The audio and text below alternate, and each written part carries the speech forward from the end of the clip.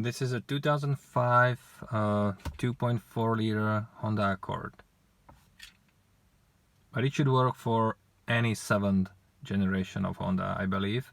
Not sure, but from 2003 to 2007, this should be the same. So I have this maintenance required light on my dash after changing the oil. My scanner is not allowing me to reset this light, so you can do it without a scanner. Let's see how. So as you see, my dash showing me trip A information here. So I turn the keys off right now. Hold this reset button for the trip while the keys are off. Then turn your key on and hold it for like 10 seconds.